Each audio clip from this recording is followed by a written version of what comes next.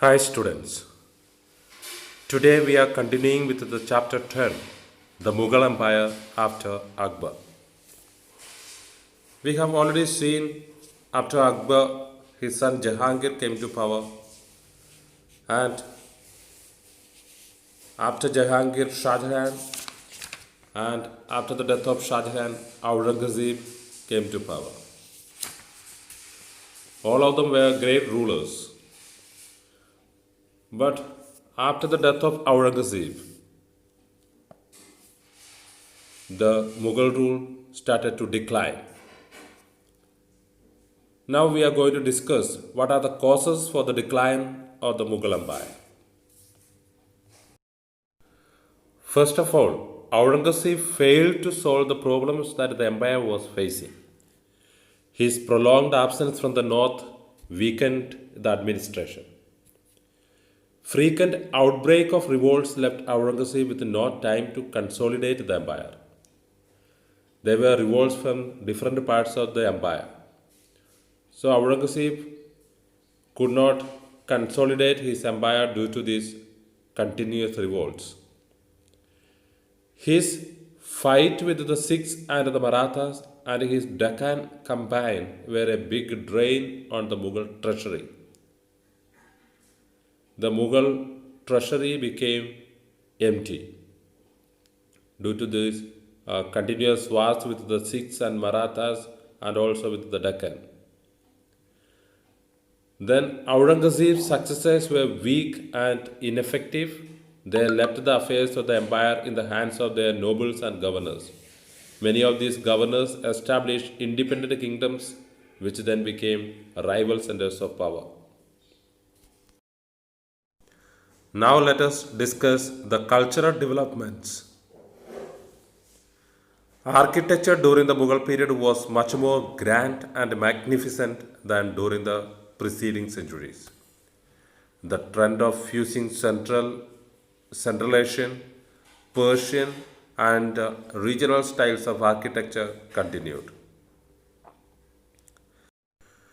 When we talk about the building activity, we have to remember building activity slowed down during Jahangir's reign. He built the tomb of Akbar in Sikandra near Agra. It has a gateway with four minarets in white marble at the four corners. The main tomb is decorated with white marble and colored stones. The tomb of Itimaud Dawla, Noor Jahan's father, in Agra was built by Noor Jahan. Its exterior has exquisite ornamentation in white marble. Precious and semi-precious stones have been fashioned into the marble.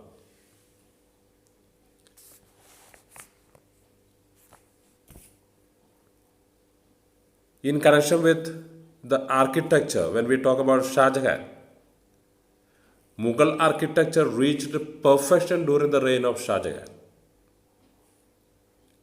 He is often called the engineer king as he built a large number of monuments. Shah Jahan is known as the engineer king because he built a large number of monuments, especially in Agra and Delhi. These monuments have the finest features of Indian, Persian, and Central Asian architecture. Under Shah Jahan, there was a change in style as well as in the materials used. The emphasis was now on uniformity and symmetry.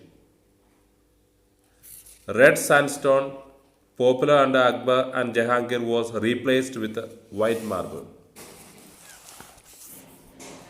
Walls were decorated with precious and semi-precious stones. Method of decoration is known as Pietra dura. Domes and minarets featured in most monuments.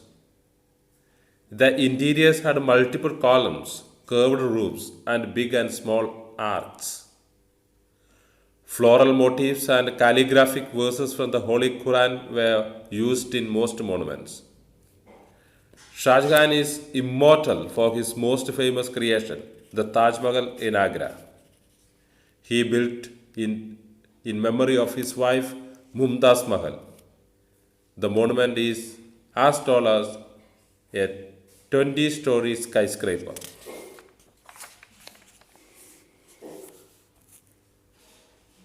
Over 20,000 laborers took nearly 22 years to build it.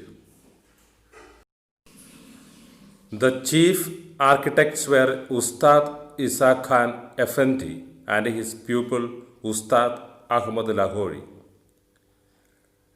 Other well-known buildings of Shah Jahan include the Red Fort and the Jama Masjid in Delhi and the Moti Masjid in Agra.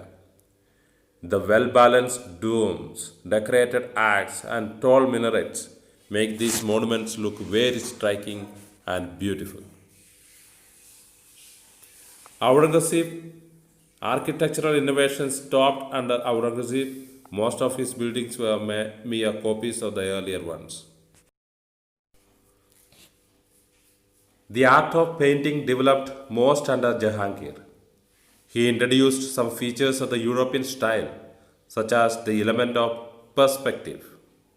Some famous painters of his time were Bazad, Balchand, Basavan, Bichet, Bishandas, Daulat, Govardhan, Inayat, Kana, Manohar, Mansur, Murad, Nana, and Shankar. Some of them lived in the court of Shah Jahan. The painters used bright colors such as peacock blue and red. The themes of paintings were varied. Popular themes include scenes from the royal court, battles, royal hunts, nature scenes, animals, birds, and flowers, scenes depicting everyday life, themes from mythology and episodes from Hindu epics and Persian classics. Some painters also decorated books with beautiful miniatures. The reign of Aurangzeb witnessed a decline in painting. With the decline of the Mughal Empire, many painters migrated to the regional kingdoms. So, dear students, with this we have come to the end of chapter 10, and I hope you have understood. And please see that you do all the exercises given in the textbook.